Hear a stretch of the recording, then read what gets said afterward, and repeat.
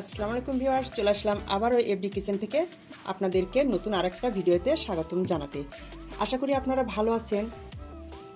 আমি আজকে আপনাদের মধ্যে হাজির হয়ে গেছি।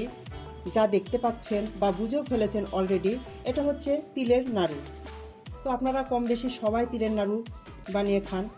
আমি কিভাবে খাই সেই রেসিপিটাই আপনাদের সঙ্গে আজকে শেয়ার করব। কোথাও যাবেন না, চ্যানেলটা সাবস্ক্রাইব করবেন, পেজে ফলো দেবেন, এটা অনুরোধ। অনেক সুন্দর একটা সুস্বাস্থ্যকর পরিবেশে রেসিপি পাবেন, সেজন্য সাথে থাকুন। চলুন তাহলে শুরু করা যাক তিলের নাড়ু। তো আমি চুলা ধরে দিয়ে একটা প্যান তুলে দিয়েছি। 1 মিনিট চুলাটা মিডিয়াম আছে, প্যানটা গরম করে নিয়ে এখানে এই যে তিল দিয়ে দিলাম। তিল প্যাকেটে ছিল, সাদা তিলটাই আমি নিয়েছি। এখানে 250 গ্রাম তিল ভালো করে আমি অফ ক্যামেরায় ঝেড়ে বেছে নিয়েছি। আমি ধীরে ধীরে চুলাটা লো হিটে রেখে আস্তে আস্তে ভেজে নেব। ভালো করে ভেজে নিব যাতে মুসমুসে হয়। চুলাটা মিডিয়াম আছে রাখবো না, মিডিয়ামের চাইতেও লো হিটে আমি এই তিলগুলো ভেজে নেব। তো দেখুন কিভাবে বুঝবো তিল ভাজা হয়ে গেছে। আগে নাড়ার সময় আপনারা যখন প্রথম অবস্থায় তিলটা নাড়াচাড়া করবেন ভারী ভারী একটা ভাব থাকবে। এখন দেখুন এমন পাতলা হয়ে গেছে আর কালারটাও চেঞ্জ হয়ে গেছে। এখন আমি নামিয়ে ফেলবো। তো চুলা থেকে নামিয়ে নিয়ে আসলাম, চালুনির উপরে ঢেলে নেব খুব তাড়াতাড়ি, না হলে লেগে যায়। এটার উপরে আমি এই জন্য ঢাললাম, আগেও আপনাদেরকে বলেছি যে আমি তিলটা পরিষ্কার করে নিয়েছি, ঝেড়ে নিয়েছি, কিন্তু ভাজার পরেও যদি ময়লা লেগে থাকে, যে ওর ভিতরে চিকন চিকন ছোট ছোট তিল থাকে, সেগুলো অনেক সময় পুড়ে যায়, সেগুলো কিন্তু ছোট হয়ে যায় আর এরকম বের হয়ে যায় তেলে নিলে।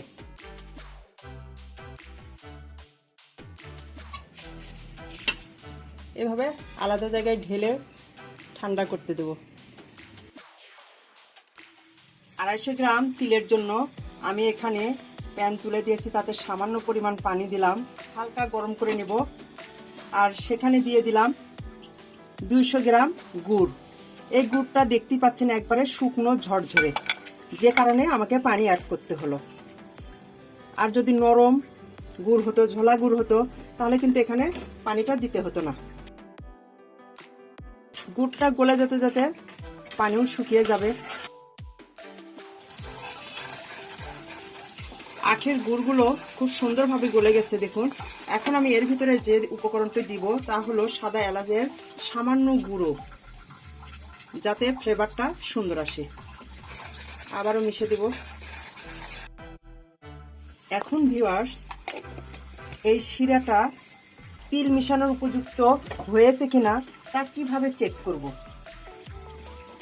আমি একটা কাঁচের বাটিতে পানি নিব, আর তার ভিতরে একটু আখের রস, এভাবে শিরাটা, রস বললে ভুল হবে, আখের রস তো সেটা আলাদা জিনিস, এটা হচ্ছে আখের শিরাটা এই পানির ভিতরে দিব।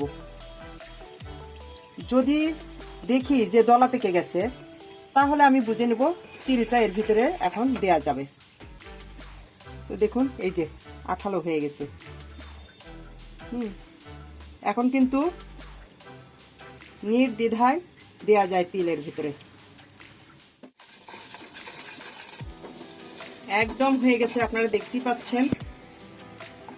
এই যে আবার এভাবেও দেখে দিই, আপনারা এভাবে দেখলে বুঝতে পারবেন কতটা ঘন হয়ে গেছে।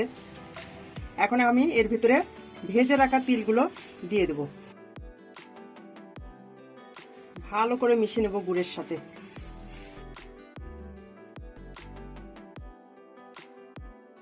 এখন আমি এর ভিতরে আরেকটা উপকরণ মিশাবো, সেটা হলো নারিকেল।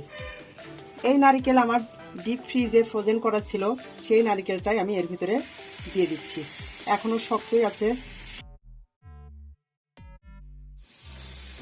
তো আমি নারকেলটাও এর ভিতরে এভাবে মিশিয়ে নেব।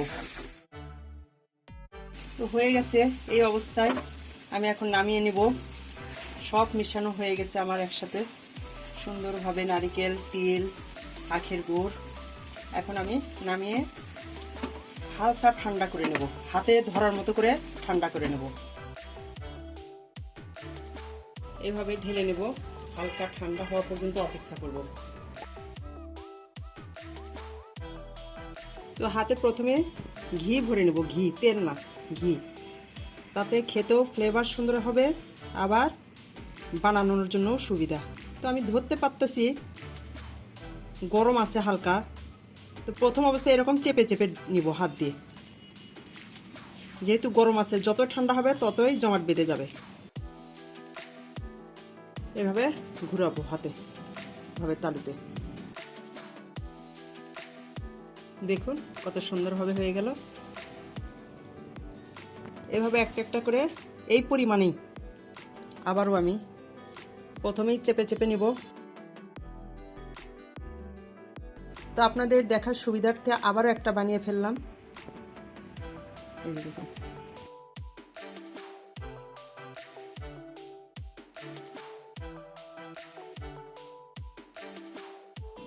অনেকগুলো বানিয়ে ফেলেছি, আর তিলগুলো অনেকটা ঠান্ডা হয়ে গেছে, যার জন্য কিছুক্ষণ আমাকে এভাবে চেপে চেপে নিতে হচ্ছে। শেষের মধ্যে প্রায় তিলের নাড়ু বানানো শেষ হয়ে গেল। তো আপনাদের কাছে আমার এই রেসিপিটা কেমন লাগলো? যদি আপনাদের কাছে ভালো লেগে থাকে তাহলে আমি অনুরোধ করব পেজে ফলো দিতে, চ্যানেলটা সাবস্ক্রাইব করতে, কারণ পরবর্তী যখন নতুন নতুন ভিডিও আমি আপলোড করব তখন আপনারা খুব সহজেই পেয়ে যাবেন। আর এই ভিডিওটা আপনারা আপনাদের ফ্যামিলি অ্যান্ড ফ্রেন্ডসদের সঙ্গে শেয়ার করবেন, তাহলে সবাই দেখার সুযোগ পাবে, এইরকম একটা ভালো রেসিপি পেয়ে যাবে। তো আজকে আমি এখান থেকে বিদায় নিতে চাচ্ছি। আবারও নতুন কোনো ভিডিও নিয়ে, রেসিপি নিয়ে আপনাদের মাঝে হাজির হয়ে যাব। ততক্ষণ আপনারা ভালো থাকুন, সুস্থ থাকুন। আপনাদের দোয়া আমার অন্তরের গভীর থেকে অবিরাম। আপনারা আমার জন্য দোয়া করবেন। আসসালামু আলাইকুম, আল্লাহ হাফেজ।